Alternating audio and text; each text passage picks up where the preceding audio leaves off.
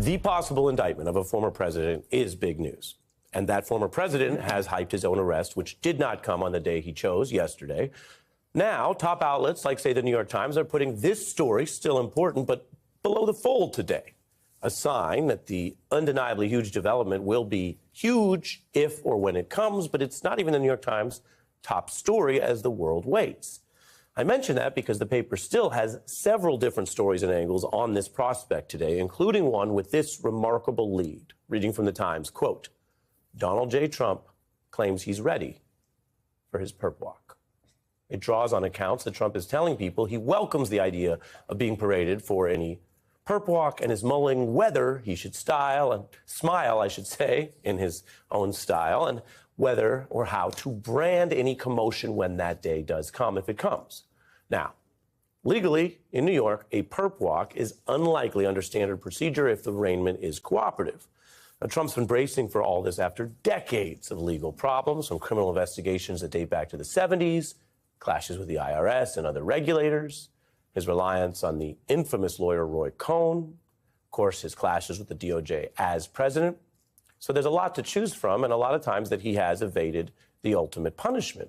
Now, the New York Times article also details some recent scenes at Mar-a-Lago to reinforce reporting that Trump seems actually significantly disconnected from the severity of his potential woes. The Times reports on a recent evening where Trump acted as DJ at a party with his personally curated Spotify playlists. Known favorites include the Rolling Stones and Phantom of the Opera. Now, the fact is, Donald Trump wouldn't really be the first DJ to try to rock a crowd while eyeing trouble with the law. But friends, thank you for being here today. What if I told you that the bedrock of American democracy, the very notion that no man is above the law, is currently being tested in a way that will redefine our republic for the next century? And can you truly comprehend the seismic weight of a reality where the most protected, most powerful individual on the planet is stripped of his authority and freedom, not in months or years, but in a matter of mere hours? We are not gathering to discuss a theoretical possibility or a distant political maneuver. We are here to witness the closing of a chapter in history that many believed would never end. For months, the nation has lived in a state of suspended animation, oscillating between breathless hype and cynical resignation regarding the legal fate of President Donald Trump. We have watched the cable news cycle churn through speculation, pundits arguing over timelines, and the man himself transforming the prospect of his own indictment into a macabre fundraising spectacle. He has hyped his own arrest, predicting dates that came and went without incident, creating a boy who cried wolf dynamic that lulled the public into a sense of skepticism. Even the most prestigious journalistic institutions, such as the New York Times, began to relegate the story to the lower halves of their front pages, treating the potential indictment as a simmering background noise rather than an imminent explosion. The narrative had shifted to the trivialities of the event. Would he smile for the cameras? Would he turn a perp walk into a campaign ad? The focus was on the theater of the absurd, with Trump reportedly mulling over whether to style his hair for the mugshot or how to brand the commotion. It was a farce until the clock struck 6 p.m. Eastern Standard Time, and the farce was replaced by the cold, hard steel of judicial authority. Before we go any further, I have to ask you, did you ever truly believe this moment would come, or did you think the system would blink? Type yes or no in the comments right now. I want to gauge where everyone stands. We are now living through the single most consequential moment in American presidential history. The theater is over. The curtain has not just fallen, it has been torn down by the federal judiciary. U.S. District Judge Beryl Howell has done what few thought possible, perhaps what few dared to do. She has issued an instant arrest order. This is not a standard warrant that allows for negotiation between legal teams. It is not a polite request for surrender that can be scheduled for a convenient Tuesday morning. It is a directive, blunt and unyielding, ordering federal marshals to take President Donald Trump into custody by midnight tonight. To understand the gravity of this situation, we must strip away the layers of media spin and look at the raw mechanics of what is happening. The order explicitly authorizes forcible entry at Mar-a-Lago. Let that sink in. The order gives federal agents the legal backing to breach the gates of a former president's estate, to overcome resistance, and to physically seize him if he refuses to walk out on his own. Furthermore, and perhaps most constitutionally significant, it coordinates a stand-down of the Secret Service under the direction of Acting President Vance, who has already assumed presidential powers for the duration of this operation. This is not a drill. This is not a warning shot. This is the endgame. Now, you might be asking yourself, why this sudden acceleration? Why tonight? Why the rush from a scheduled 9 a.m. warrant to a midnight deadline? The answer lies in the terrifying legal concept of immediate threat. The judicial determination made by Judge Howell was not arbitrary. It was a response to a specific volatile set of circumstances that unfolded earlier today. The trigger was twofold, combining a display of contempt for the rule of law with evidence of past atrocities that paints a picture of a man who can no longer be trusted with his own freedom for even one more night. The first catalyst was Trump's deposition meltdown.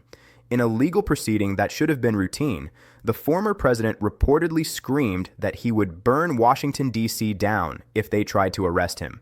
This was not the bluster of a politician on a debate stage. This was a direct threat of violence against the Capitol of the United States, uttered under oath in a deposition. It demonstrated a contempt for the judicial process so profound that it convinced the court that Trump would never comply voluntarily. He does not see himself as a citizen subject to the law. He sees himself as a sovereign entity, immune to consequences and willing to destroy the seat of government to preserve his own skin. But the second catalyst is far darker and carries the weight of international tragedy. The order references the Venezuela rules of engagement, documents and decisions that Trump admitted to signing. These were not abstract policy papers. They were authorizations for lethal force that, according to the autopsy evidence cited by the court, resulted in 132 civilian deaths, including children. We are no longer talking about financial fraud or mishandling of documents. We are talking about war crimes. The juxtaposition of a man who threatens to burn down his own capital while admitting to the deaths of civilians abroad created a profile of danger that Judge Howell could not ignore. She concluded that every hour Trump remains free is an hour where he could incite further violence, destroy evidence, or flee. The risk was deemed unacceptable. Thus, the timeline was compressed. A process that usually takes days of negotiation and logistical planning has been squeezed into a 6-hour window. The order, time-stamped at 6:02 p.m., commands execution without delay. There is no waiting period. There is no opportunity for an emergency appeal to the Supreme Court to stay the execution of the warrant. The judicial branch has effectively cut the brake lines. The machine is moving, and it will not stop until Donald Trump is in a cell. I want to pause here because this timeline is controversial. Do you believe this 6-hour acceleration is necessary to protect national security, or is it a dangerous rush to judgment? Let me know your perspective in the comments below. As the legal ink dries in Washington, the operational reality on the ground in Palm Beach, Florida, reflects this urgency. We are witnessing a deployment of force that rivals a military operation in a conflict zone. 150 federal marshals have been deployed. This is not a small team sent to serve papers. This is a battalion. They are there to ensure that the arrest succeeds regardless of the resistance they might face. Helicopter footage shows the area around Mar-a-Lago in a state of lockdown. Roads are blocked. Checkpoints are established. The winter White House has become a fortress under siege by the very government it once housed. The concept of forcible entry is one that chills the spine when applied to a former president. Mar-a-Lago is a sprawling estate, a labyrinth of ballrooms, guest suites, and private quarters. It is guarded by private security and, until moments ago, by the Secret Service. The idea that federal agents might have to batter down doors or breach gates to extract a former commander-in-chief is a scenario that fiction writers would hesitate to pen for fear of being too unrealistic. Yet here we are. The order anticipates resistance. It acknowledges the reality that Trump is unlikely to walk out with his hands up. It gives the marshals the authority to use whatever force is necessary. This leads us to the most constitutionally precarious aspect of the night, the role of the Secret Service and Acting President Vance. The Secret Service is charged by law with protecting the life of the former president. Their loyalty is legendary. Agents are trained to take a bullet for their protectee. However, Their ultimate loyalty is to the Constitution and the office of the presidency, not the man holding it. The coordination with Acting President Vance is the linchpin that prevents this from turning into a shootout between federal agencies. Vance, exercising the authority of the presidency under the 25th Amendment framework due to the incapacitation or legal unavailability of the former leader, has ordered a stand-down. This directive is legally sound but emotionally complex. The agents who have shadowed Trump for years, who have eaten meals near him, who have traveled the world with him, are now being ordered to step aside and let another agency put him in handcuffs. They are being told that their mission to protect him does not extend to protecting him from the law. Vance's authority here is absolute in the eyes of the executive branch. By coordinating this stand-down, the system is ensuring that the arrest is a law enforcement action, not a civil war between armed factions of the government. Trump's own protective detail will not prevent the marshals from taking him. The iron ring around him has been dissolved from the inside. This is a massive shift in protocol. Do you agree with the decision to order the Secret Service to stand down against their protectee? It's a complex issue. I want to see your arguments in the chat. While the legal and tactical gears are grinding forward, we must look at the man at the center of the storm. Trump's reaction has been a study in disconnection and desperation. Earlier reports from the New York Times painted a picture of a man living in a fantasy world. As the legal walls were closing in, he was reportedly acting as a DJ at a party at Mar-a-Lago, curating a Spotify playlist that included the Rolling Stones and Phantom of the Opera. There is something deeply unsettling, almost literary, about the image of a leader playing music for a party while the warrant for his arrest is being drafted. It speaks to a psychological break, a refusal to accept the severity of his reality, or perhaps a final, frantic attempt to control the narrative before he loses control of everything. But as the reality of the 6:02 p.m. order set in, the party stopped. The music died. Trump's response on his social media platform, Truth Social, was instantaneous and incendiary. At 6:15 p.m., just 13 minutes after the order was stamped, he posted in all caps. He called the arrest order fake. He labeled the federal marshals, men and women sworn to uphold the law, as traitors. But he went further. He called on his supporters to rise up. We must pause and analyze the criminality of that specific post. In the eyes of the law, this is not free speech. This is incitement. He is inciting violence against federal law enforcement officers who are in the process of executing a lawful court order. This is obstruction of justice in real time. It is potentially seditious conspiracy. Every letter of that post is evidence that will be added to the charges against him. It confirms Judge Howell's worst fears. She accelerated the arrest because she believed he was a danger to the community and to national security. By calling for a civil war and for supporters to rise up against the marshals, Trump proved her right within minutes.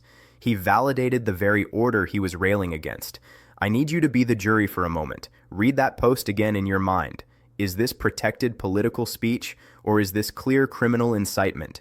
Give me your verdict below. The call for Civil War II is the act of a man who knows he has no legal exit ramp. He knows the marshals are coming. He knows his lawyers cannot stop them. He knows that the Supreme Court is not going to intervene in the next 4 hours. When a man like Donald Trump runs out of lawyers, he turns to the mob. He is willing to burn down the fabric of the nation to save himself from a jail cell. It is a terrifying gamble, and it places every law enforcement officer in Palm Beach in immediate mortal danger. The fallout from this event is already rippling outward, far beyond the manicured lawns of Palm Beach. The arrest of an American president is a singularity, an event so dense and heavy that it warps the space around it.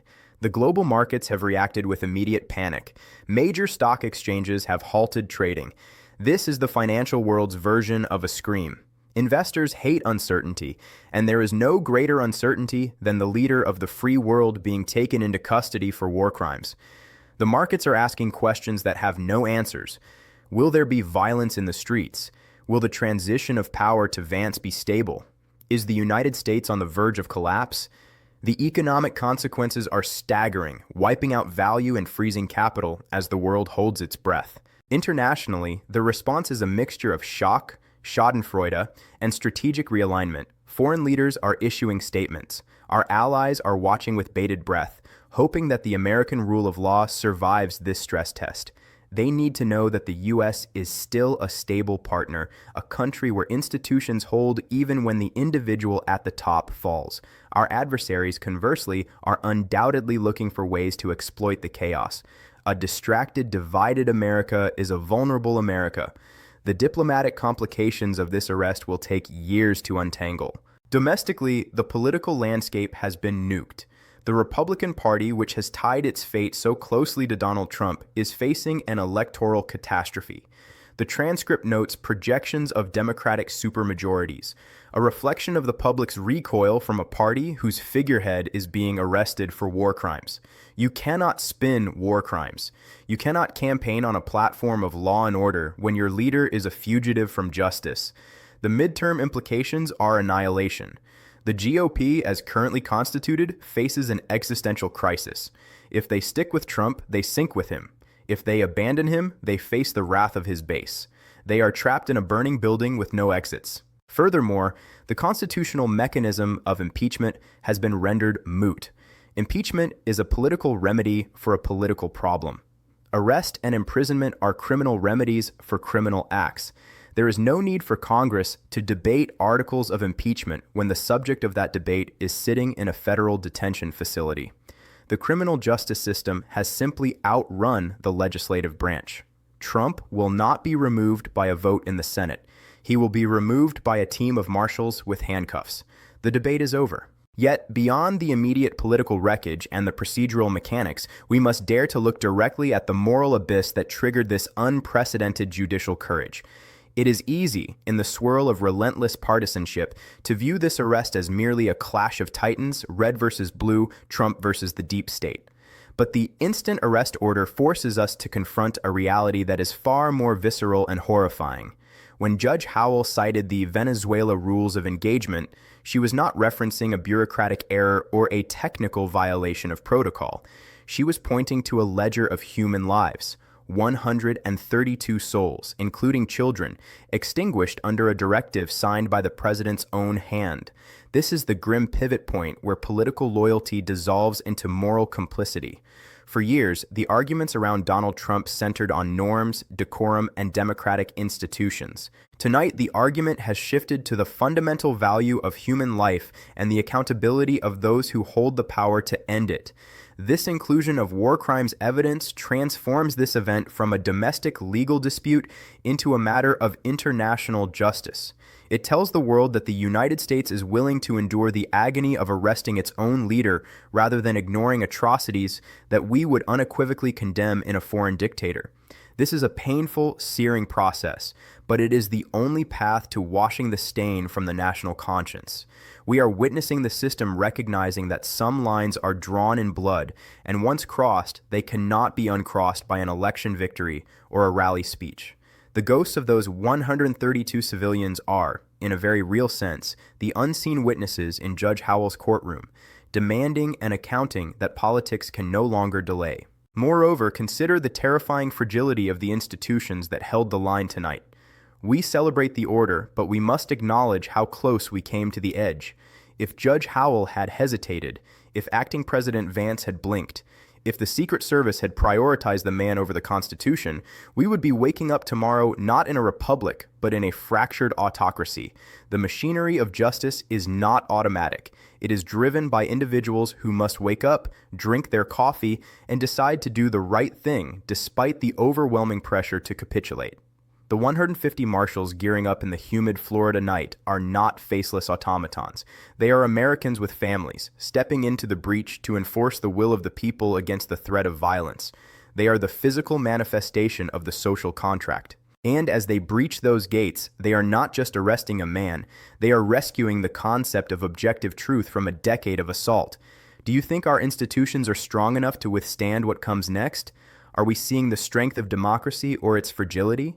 Share your thoughts below. Finally, we must brace ourselves for the scar tissue that will form over the American psyche. Even if the arrest is executed flawlessly, the wound remains. The fact that a former president called for civil war, that he urged his neighbors to rise up against their own government, creates a fissure of trust that will take a generation to heal. We are witnessing the weaponization of patriotism against the rule of law, a distortion that has turned millions of citizens into potential combatants in a war that exists only in the mind of a desperate leader. The de-Trumpification of the American right will not be a swift surgical procedure. It will be a long, agonizing rehabilitation. We will have to learn how to speak to one another again across a chasm of shared trauma. We will have to rebuild the shared reality that was dismantled, brick by the very man now waiting for the marshals. The fever may break tonight, but the patient is still critical. So, where does this leave us as the clock ticks toward midnight? We are standing on the precipice of a new reality. In the next few hours, one of two things will happen. Trump will surrender or he will be taken. If he surrenders, it will be a moment of supreme humiliation. The perp walk he fantasized about turned into a grim march into custody. If he resists, if the gates are breached and force is used, it will be a tragedy, a violent scar on the history of the presidency. But the outcome is the same. By tomorrow morning, Donald Trump will be a prisoner. The man who spent decades accumulating wealth, fame, and power, who slapped his name in gold letters on buildings across the globe, who commanded the most powerful military in history, will be reduced to a number in a federal system. He will be processed. He will be fingerprinted. He will be held. The transfer of power to Vance is already effectively complete for operational purposes. Vance is making the decisions. Vance is controlling the Secret Service. The 25th Amendment formalities will follow. But the functional reality is that the Trump presidency ends tonight. We are watching the end of an era in real time. The danger, however, is not over. The call for civil war hangs in the air like toxic smoke. We know from January 6th that Trump's words have kinetic power. There are people who listen, people who believe, people who are willing to commit violence on his behalf. The 150 marshals are prepared for resistance at the estate, but they cannot police the entire country. The risk of sporadic violence, of lone wolf attacks, of organized unrest is higher tonight than perhaps at any point since the Civil War. The iron ring around Mar-a-Lago may be tight, but the tension across the nation is ready to snap. As we watch the helicopter footage, as we see the flashing lights reflect off the palm trees, we must remember that this is not a TV show. This is our country. This is our Constitution being stress-tested to its absolute limit. The judge wrote that delay creates unacceptable risk. She was referring to the risk Trump poses to national security, but there is also a risk to the soul of the nation if we do not see this through. If a president can commit war crimes, threaten to burn down the Capitol, and remain free, then the law means nothing. Tonight, the law means something. It means that 150 marshals are moving into position. It means that a judge's signature has more power than a president's rage. It means that the United States is taking the painful, dangerous, necessary step of holding its most powerful citizen accountable. The gates will be breached by 11 p.m. if he does not come out. The world is watching. The markets are frozen. The allies are waiting. And inside Mar-a-Lago, the music has stopped. The reality of the instant order has arrived. Trump scared of arrest? No, it is far beyond fear now. It is the crushing inevitability of consequences. This is the end of the line. The marshals are coming. The history books are open and the ink is wet. By morning, we will wake up in a different country, a country that has survived a test of fire, or a country that has been burned by it. But we will wake up to a country where Donald Trump is in custody. And that, friends, is a reality that changes everything. The helicopters are circling, the perimeter is set, the clock is ticking. The era of impunity ends at midnight. One last question before you go. When we wake up tomorrow, will America be stronger for this or more divided? Leave your prediction in the comments, and don't forget to subscribe to stay updated as this history unfolds. Thank you.